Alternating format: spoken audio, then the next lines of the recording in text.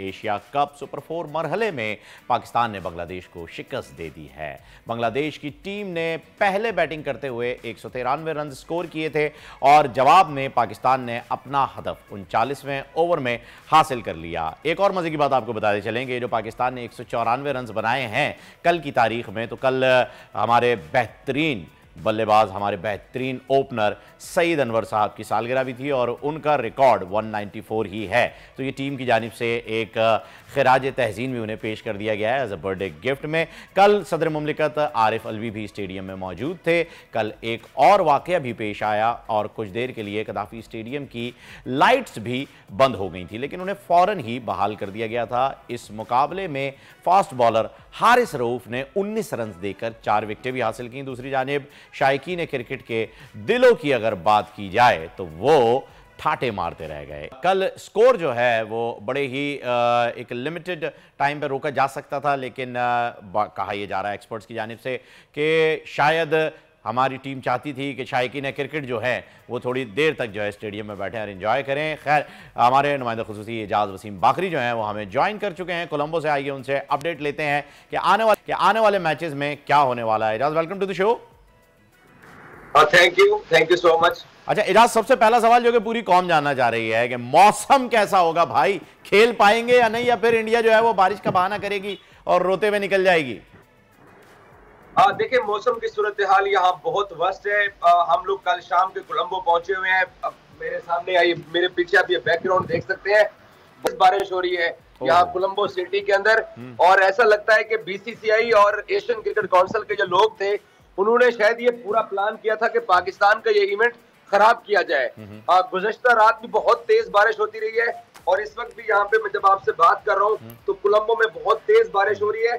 और जिस दिन इंडिया पाकिस्तान का मैच है 10 सितंबर को, उस दिन भी 70% बारिश होने के इम्कानात हैं वेदर रडार के ऊपर। अच्छा इराज, ये भी बता दीजिएगा कि वॉश आउट के कितने चांसेस आ रहे हैं फिर ये जो मैच होने वाला है अभी 10 तारीख को इंडिया पाकिस्तान का, उसमें?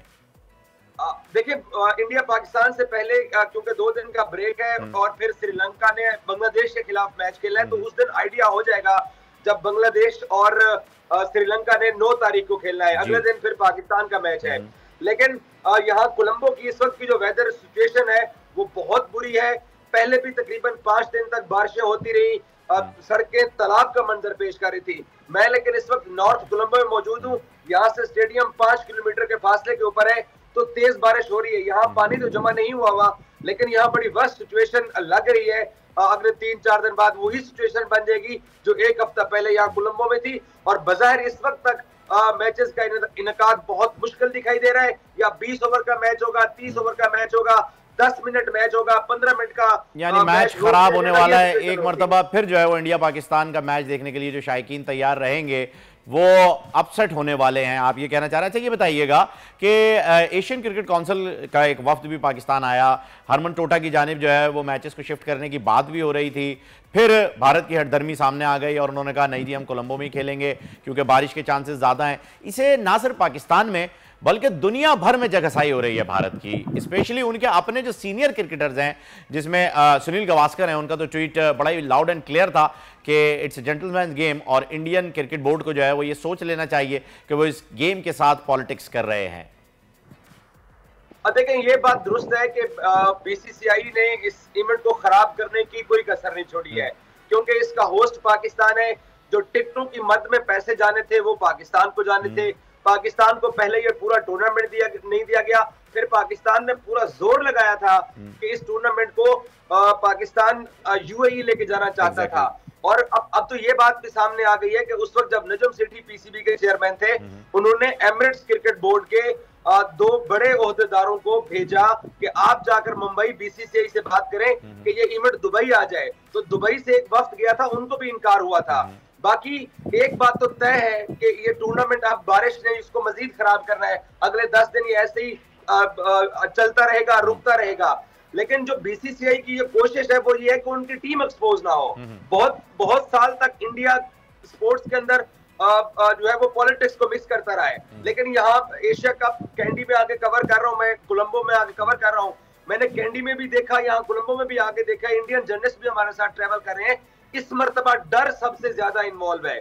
इंडिया फेस नहीं करना चाहता, इंडिया ना बांग्लादेश से हारना चाहता है, ना श्रीलंका से हारना चाहता है, और वो वर्ल्ड कप से पहले पाकिस्तान के खिलाफ भी हार अफोर्ड नहीं करना चाहता। भाग रहा है जी, भाग रहा है, क्योंकि मुंह छुपाने के लिए कोई जगह नहीं मिल रही है। अब ये T20 तो है नहीं कि आईपीएल में अपनी मर्जी की पिचेस बनाई और बाउंड्री छोटी की, चौके छक्के लगाए और रिकॉर्ड पे रिकॉर्ड बनाते गए। ये तो 50 ओवर का गेम है, इसमें तो अच्छे अच्छे एक्सपोज हो जाते हैं। तो इंडिया जो है वो बिल्कुल एक्सपोज हो चुका है और वो इसी वजह से भाग रहा है कि नेपाल जैसी टीम उनके सामने जब 230 खड़ा कर सकती है तो फिर तो कोई और कसर ही नहीं रह जाती है।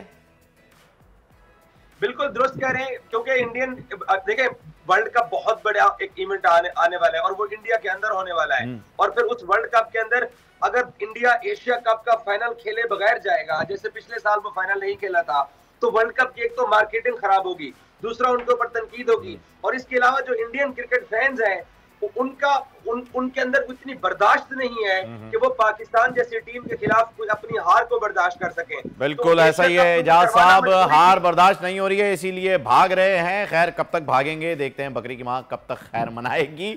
बहुत बहुत शुक्रिया एजाज आपका। एंजॉय कीजिए, बारिश पकौड़ों वगैरह का इंतजाम कीजिए, क्योंकि बारिश में तो यही सब कुछ चलता है। सब्सक्राइब करें और बेल दबाएं ताकि कोई खबर रह न जाए।